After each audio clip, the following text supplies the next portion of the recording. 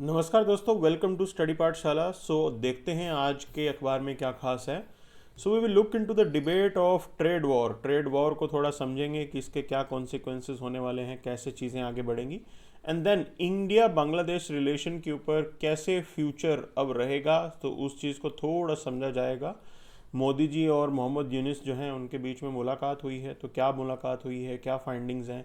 अगस्त Malay जो आपका biosphere reserve है, इसको देखेंगे कि इसके अंदर जो है कि क्या वाइल्ड लाइफ सेंचुरी या कितने प्रोटेक्टेड एरियाज आते हैं।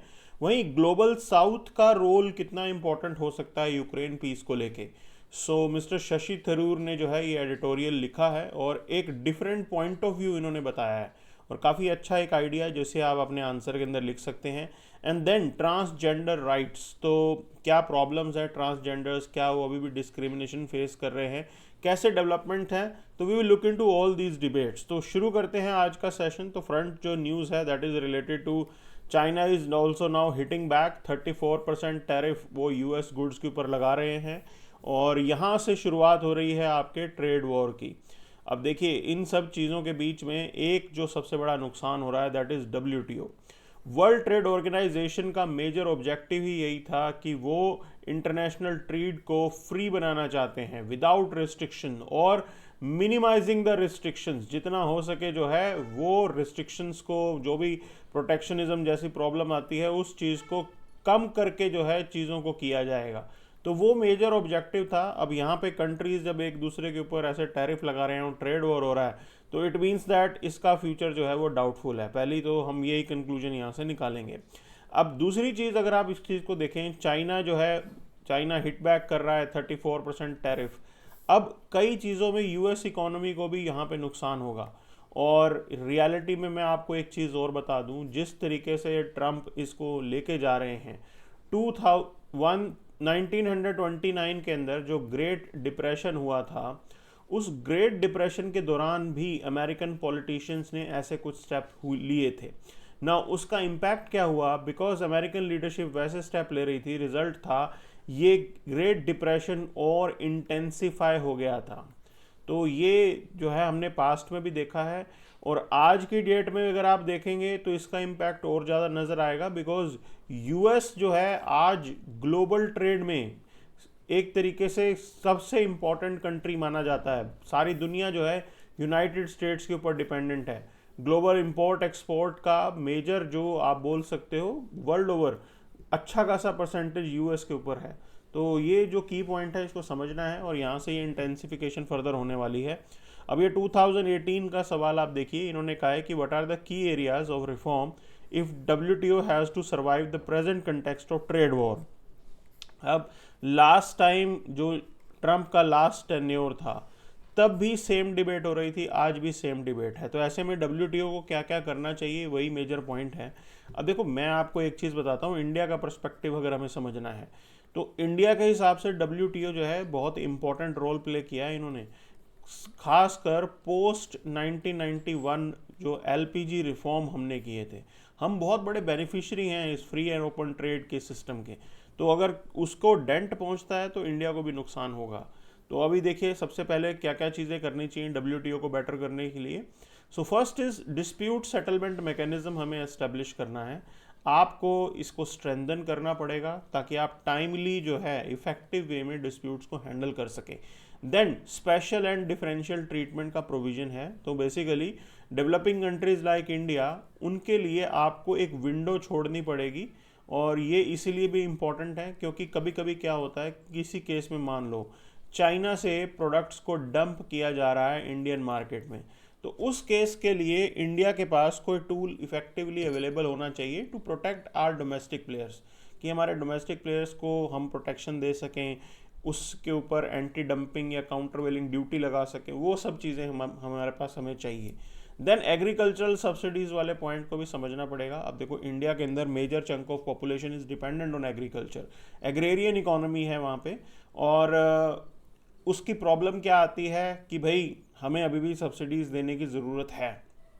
बिना सब्सिडी के इंडियन फार्मर जो है वो सर्वाइव नहीं कर सकता है। तो ये हम नॉर्मली प्रॉब्लम फेस करते हैं।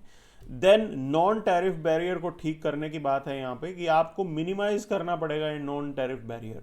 अब नॉन टैरिफ बैरियर किस तरीके का होता है कि आप ये केमिकल नहीं डाल सकते हो, आपको ये साफ सफाई के ओके सैनिटरी या फाइटो सैनिटरी हैंडलिंग, पैकेजिंग, ये सब नॉन टैरिफ बैरियर्स में आता है। तो इन हर्डल्स को आपको मिनिमाइज करना है। एंड देन सर्विसेज के ट्रेड को लेके भी एक इम्पॉर्टेंट चीज़ है कि देखिए सर्विसेज इंडिया की स्ट्रेंथ है, तो हमें क्या चाहिए, हमें वीज़ा का इजी एक्सेस चाहिए, क्योंकि हम मान लो अपने इंजीनियर्स डॉक्टर्स को अलग अलग कंट्रीज़ में भेजना चाहते हैं, तो this is all there in services. और ये तभी हो पाएगा अगर उनको जो है मैन पावर को इजी वीज़ा मिल जाएगा, अदरवाइज ये प्रॉब्लम रहेगी। And then intellectual property rights का मामला, तो ये तो अभी भी प्रॉब्लम क्रिएट करता है इंडियन कंटेक्स्ट में खासकर, ठीक। तो इस सब कुछ चीज़ों को ठीक करने की ज़रूरत है यहाँ पे, तभी जो है आप WTO को इफेक्टिव बना सकते हैं। नाउ मूविंग फॉरवर्ड टू, तो देखिए वक्फ बिल जो है पास हो गया है, तो एक चीज़ हमें समझनी है, देखो now it will go to the supreme court, let the court look into this if it is constitutional or unconstitutional. तो ये तो देखने दो ना सुप्रीम कोर्ट को कि क्या उसके अंदर रहता है, बट एट प्रेजेंट तो है वो पास हो गया है बिल्कुल। Modi and Yunus set aside differences, hold talks, border और बाकी मुद्दों पे बातचीत हुई है यहाँ पे। देखिए बांग्लादेश हमारे लिए ज़रूरी है, और ख़ासकर ये जो बातचीत हो रही थी ये बिम्स्टेक के अराउंड हो रही थी, तो बिम्स्टेक के सक्सेस के लिए भी बांग्लादेश ज़रूरी है। इंडिया की जो पॉलिसी है that is act east policy, you can से Bangladesh is the entering point for that, बहुत इफ़ेक्टिव रोल प्ले कर सकता है, हमारे नॉर्थ ईस्ट की कनेक्टिविटी के लिए ज़रूरी है, ठीक है। ये थोड़े बहुत समय के लिए ये ट्रबल आया, after that things will be fine. Now this is the big idea. अब देखिए मेंस 2022 में सवाल पूछते हैं कि बिम्स्टेक क्या ये सार्क की एक पैरेलल ऑर्गेनाइजेशन है। तो मैं आपको एक एनेक्डोट देता हूँ। देखो इंडिया को सोने की चिड़िया बोलते थे, ठीक। सोने की चिड़िया क्यों बोलते थे, क्योंकि जो ग्लोबल ट्रेड हुआ करता था उस टाइम पे वो इंडिया से ट्रांजिट होके जाता था, इंडिया जो है उसके ट्रांजिट में पड़ता था, बिल्कुल बीचों बीच पड़ता था। मान लीजिए यूरोप से किसी सामान ने आना है तो वो पहले इंडिया में आएगा, और इंडिया के बाद वो साउथ ईस्ट एशिया के अंदर जाता था, ठीक है। तो इस तरीके से चलता था। सेम साउथ ईस्ट एशिया से कुछ आएगा तो पहले शिप इंडिया आएगा, फिर इंडिया से यूरोप जाएगा, तो ये नॉर्मल रूट हुआ करता था। अब ऐसे में हम ट्रांजिट में थे, हमारी ईस्ट और वेस्ट कनेक्टिविटी थी, उसके बेनिफिट के कारण इंडियन इकोनॉमी बूम करती थी। At present what happened, post independence अगर आप पूरे सिस्टम को देखोगे, यहाँ पे बन गया पाकिस्तान, ठीक, और ईस्ट साइड में बन गया बांग्लादेश। अब बांग्लादेश और पाकिस्तान बनने से क्या हुआ, तो ये जो ईस्टर्न और आप बोल सकते हो वेस्टर्न और ईस्टर्न की जो कनेक्टिविटी है, ठीक, दैट वाज लॉस्ट, ये कनेक्टिविटी हमने लूज कर दी। तो इंडिया लॉस्ट दैट कनेक्टिविटी, और उसका नुकसान है कि हम उस तरीके से उस पेस पे अपनी इकोनॉमी को नहीं ला पाए हैं। हमारी कोशिश है कि इन फ्यूचर कुछ ऐसा करके एटलीस्ट जो है ये कनेक्टिविटी रिस्टोर की जाए, so that you can seriously revive the gold means old glory days. वो चीज़ हम करना चाहते हैं यहाँ पे। बट ये समझना है आपको कि बांग्लादेश हमारे लिए ज़रूरी है, ऐसा नहीं है कि सिचुएशन जो है आप ऐसे ही रहने दीजिए, बांग्लादेश ज़रूरी है। तो this is what the big idea is. अब देखिए सार्क और जो आपके बिम्स्टेक की बात की गई है, पैरेलल ऑर्गेनाइजेशन कैसे है, दोनों के ऑब्जेक्टिव्स जो हैं वो डिफरेंट है। बेसिकली ट्रेड को प्रमोट करता है बिम्स्टेक, ठीक है, तो ये उसका मेजर आइडिया है। और इसके अंदर आप ये भी ऐड कर सकते हो कि म्यांमार और थाईलैंड जैसे कंट्रीज़ भी हैं, तो इसका जो एम्बिट है थोड़ा हमारे ईस्टर्न फ्रंट पे ज़्यादा है, ऐसा बोल सकते हो आप। सिमिलैरिटीज़ की बात करें, दोनों के सक्सेस तभी अचीव होंगे जब इंडिया वहाँ पे मेजर रोल प्ले करेगा। तो India is at the centre point, India को ही इनिशिएटिव लेने होते हैं सार्क के लिए भी और बिम्स्टेक के लिए भी, ये चीज़ क्लियर है हमारे यहाँ पे। लेकिन इसमें फ़ायदा ये है कि पाकिस्तान नहीं है, तो you can be more decisive. बहुत हर्डल क्रिएट करने का काम पाकिस्तान का ही होता है। डिसिमिलैरिटीज़ की बात करें, BIMSTEC is a 7 member, SAARC में 8 मेंबर हैं। इकोनॉमिक कोऑपरेशन में बिम्स्टेक हैड ग्रेटर सक्सेस बिल्कुल, और सार्क जो है वो तो पॉलिटिकल हर्डल झेल ही रहा है पाकिस्तान के रूप में। डिप्लोमेटिक सक्सेस की बात करें तो SAARC has observer status at United Nation, और बिम्स्टेक के पास ऐसा कोई सर्वर जो ऑब्जर्वर स्टेटस जो है वो नहीं है। Creativity focus, SAARC emphasizes territorial connectivity. Clear, BIMSTEC focuses more on maritime cooperation. तो दोनों ही एम्बिट इसमें ऐड किए हुए हैं हमने। अब देखिए ये सवाल देखिए आप, तो क्वेश्चन है 2016 प्रीलिम्स का, सवाल कर रहा है which one of the following is are tributary of Brahmaputra. ठीक है, तो आपको थोड़ा ये आइडिया लगाना है। तो देखिए ब्रह्मपुत्रा का जो ओरिजिन होता है that is Chemayungdung glacier, Tibet में ये होता है। Dibang Kameng Lohit, they are the tributaries of Brahmaputra. तो ब्रह्मपुत्रा इनिशियली चाइना में इसे सैंगपो बोलते हैं, जिसका मीनिंग होता है प्योरीफायर, और चाइना में यारलुंग जांगपो जैंगपिन, उस एरिया उस वहाँ पे भी इसका नाम ये बोला जाता है। असम वैली के अंदर जो रिवर्स आ गई दैट इज़ दिबांग, सियोंग, और ये एक तरीके से ब्रह्मपुत्रा में जाके मिल जाती हैं। बांग्लादेश में से जमुना रिवर कहते हैं, और बांग्लादेश में से पद्मा बोलते हैं जब गंगा और ब्रह्मपुत्रा मिल जाती हैं।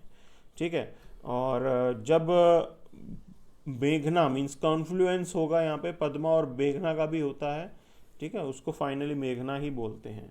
तो this is what the whole story of Brahmaputra is. तो ये आपको थोड़ा पता होना चाहिए, फैक्ट्स हैं सारे ये। अब देखिए यहाँ पे एक खबर है कि सुप्रीम कोर्ट ने कोई जजमेंट दिया जिसके अंदर उन्होंने कहा कि सर्वे करवाया जाए एक पर्टिकुलर अगस्त्यमला बायोस्फीयर रिजर्व की यहाँ पे बात हो रही है, और यहाँ पे क्या करवाया जाएगा उस चीज़ को यहाँ पे समझेंगे। देखिए, सो लुकिंग इनटू दिस कि भी एनक्रोचमेंट हो जाता है प्रोटेक्टेड एरियाज़ के अंदर, तो उसका लिए आपको सर्वे करवाना है, ये सुप्रीम कोर्ट ने बोला है। अब ये 2019 का सवाल है जो ये कह रहे हैं कि अगस्त्यमला बायोस्फीयर रिजर्व में प्रोटेक्टेड एरियाज़ कौन से हैं। देखो मैं सीधा आपको आंसर बताता हूँ। तो Neyyar, Peppara, Shendurney wild life sanctuary, Kalakad Mundanthurai tiger reserve, A इसका आंसर है। ठीक है, लेकिन इसके अलावा भी आपको बाकी चीज़ें पता होनी चाहिए। अब देखो आज के जो न्यूज़ आर्टिकल के अंदर चीज़ें बताई हैं, तो उन्होंने एक चीज़ ये बोली है कि आपको इन पर्टिकुलर एरियाज़ के अंदर जाके जो है ये करवाना है। तो पेरियार टाइगर रिजर्व इन्होंने बोला, Shri Villiputhur grizzled squirrel wild life sanctuary, Meghamalai and Tiruvannamalai wild life sanctuary. तो ये नाम भी आपको याद रखने हैं इन एडिशन टू जो नाम हमने पहले देखे हैं उनके अलावा, क्योंकि ये आज न्यूज़पेपर में है, तो इसके लिए इसको समझना ज़रूरी है। ठीक है, और ये बायोस्फीयर रिजर्व यूनेस्को जो है वो रिकॉग्नाइज करता है। तो this is what the idea. चलिए अब शशि थरूर के एडिटोरियल पे चलते हैं। शशि थरूर ने एक सजेशन दिया, काफ़ी इंटरेस्टिंग सजेशन। उन्होंने कहा कि चलो यूक्रेन रशिया वॉर का अगर मुद्दा आप उठाएं तो उसके अंदर यूक्रेन और रशिया दोनों को ही प्रॉब्लम होगी अगर वो वेस्ट को लेके चलते हैं, क्योंकि नेटो की बात करेंगे तो रशियंस नहीं मानेंगे। ठीक है, और यूक्रेनियंस की बात करें तो they will also be looking for someone, बिल्कुल अभी तो उनको रिलीफ चाहिए। रशिया ने तो मेजरली अपोज ही कर दिया कि नेटो अगर पीस मेकिंग में आएगा तो नई बात होगी। उनको यूरोपियन ट्रूप्स भी नहीं चाहिए रशियंस को, क्योंकि यूरोपियन कहीं ना कहीं बायस्ड हैं, वो एक तरीके से नेटो के मेंबर हैं और दूसरी तरफ यूक्रेन को फेवर करते रहे हैं, वही तो हैं सप्लायर्स, आर्म्स, इक्विपमेंट्स और जितना भी सप्लाई और असिस्टेंस जा रहा है। तो ऐसे में न्यूट्रलिटी और क्रेडिबिलिटी को देखते हुए ग्लोबल साउथ को ये इनिशिएटिव लेना चाहिए। तो ग्लोबल साउथ की बात करें तो इसमें BRICS countries they can be the one, वो उनका एक्सपीरियंस भी है पास्ट के अंदर, ये सभी लोग यूएन पीस कीपिंग फोर्सेस का पार्ट होते हैं। तो this is what he is pointing out कि भाई आप ये जो पीस लेके आना चाहते हैं ये यूक्रेन के लेवल पे लेके आइए, plus there should be development of global south countries.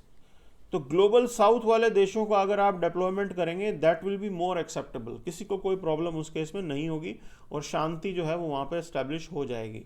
This is what he is talking about कि भी अफ्रीकन यूनियन की कलेक्टिव एफर्ट देखिए आप कि वो Sudan, Somalia, central African Republic, इनका एक्सपीरियंस है अफ्रीकन यूनियन की अपनी एक फोर्स का कि वो साथ में मिलकर कर रहे हैं।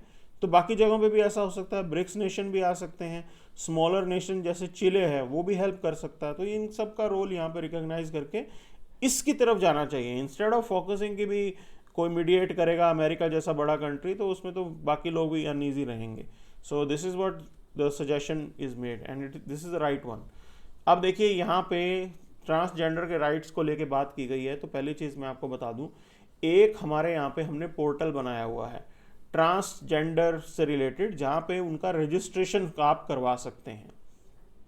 ठीक, तो वो जो पोर्टल बना हुआ है वहाँ पे कितनी application I, 24,000 application I, but only 15,800 certificates were issued with over 3,200 pending beyond 30 day limit. तो 30 दिन की लिमिट के अंदर एक्चुअली इनको रिस्पॉन्ड करना था एज पर transgenders person protection of rights act, लेकिन उन सब चीज़ों की परवाह ना करते हुए ये पेंडेंसी जो है ये बढ़ रही है। तो ट्रांसजेंडर के राइट्स से रिलेटेड बात है। आप देखो सबसे पहले बैरियर्स और प्रॉब्लम्स क्या वो फेस करते हैं। Employment exclusion, 92% of transgender individuals they reported exclusion from economic activity. बिल्कुल ये बात सही होगी। High unemployment rate, 48% of them बिल्कुल अनएम्प्लॉयड रहते हैं वो, और नेशनल एवरेज से बहुत ज़्यादा है। अब इतना भी नहीं है कि देखिए ये बैगिंग के अंदर भी अब इतनी हालात ख़राब हो गए हैं कि बैगिंग करनी पड़ रही है उनको, ठीक, क्योंकि सोसाइटी उनको एक्सेप्ट नहीं करती है और उस वजह से जो है उनके लिए अपॉर्चुनिटीज़ कम हो जाती है। सोशल फैक्टर्स हैं इसके लिए रिस्पॉन्सिबल। वर्क प्लेस डिस्क्रिमिनेशन होगा, हायरिंग जो है उसमें बायसनेस आती है, वर्क प्लेस हॉस्टिलिटी भी है यहाँ पे। Okay, so gender neutral facilities होती ही नहीं। अगर आप ऑफिस में जाएंगे, gender neutral things are not available.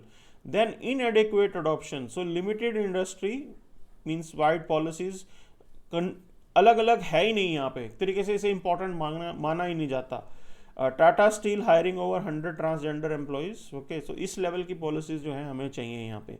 Financial exclusion की बात करें तो बैंकिंग पॉलिसीज़ भी जो हैं रिसेंटली थोड़ा वो इनिशिएटिव हुआ है। Recently clarification allows LGBTQ+ joint bank accounts, but broader financial exclusion persist, वो अभी भी यहाँ पे चलती है। तो इंश्योरेंस वगैरह में वहाँ दिक्कतें जो है कई बार बताई जाती हैं। तो ये मुद्दा है, अब आपको इसको ठीक करना होगा। You have to create, you can say opportunities. कैसे किया जाएगा? अब प्रॉब्लम की बात करें तो और भी हाईलाइट की जा रही है। सो एजुकेशनल डिस्पैरिटीज़ हैं। अब देखिए literacy rate, transgender literacy at 56% compare to the national average of 74। Drop out rate is very high, 58% in Kerala. They drop out due to bullying and harassment, ये फेस करना पड़ता है। Some states have introduce inclusive policy but national policy remain weak, ये दिक्कत है। Health care challenges हैं यहाँ पे। तो सिस्टमिक डिस्क्रिमिनेशन और फाइनेंशियल बैरियर है कि 27% denied care due to gender identity. बिल्कुल, तो ये प्रॉब्लम आएगी ही आएगी यहाँ से। तो ये सारे मुद्दे हैं। मीडिया एंड रिप्रेजेंटेशन, पहली चीज़ आपको विजिबिलिटी जो है वो इंक्रीज़ करनी पड़ेगी। जब आप विजिबिलिटी इंक्रीज़ करेंगे तब धीरे धीरे सोशल एक्सेप्टेंस आने लगेगा, समाज सुधरेगा, and then things will be fine. Clear, ये चीज़ करना ज़रूरी है। जेंडर सेंसिटाइजेशन ज़रूरी है स्कूल्स में, यूनिवर्सिटीज़ में, वर्क प्लेस में, कि आप इस तरीके की प्रॉब्लम जो है उसके लिए सेंसिटिव रहें। ये चीज़ जो है ये प्रॉब्लम को सॉल्व करेगी। हालांकि this is a social change, तो विच विल टेक ईयर्स, बहुत बड़ा समय इसमें लग जाएगा, इतना स्मूथ और इतना फास्ट नहीं होगा, बट एटलीस्ट कहीं पे ज़ीरो में शुरू तो करें। कहीं पे शुरू होगा then only there will be fine, there will be, you can say, changes. So ये सबसे बड़ी पॉइंट है यहाँ पे।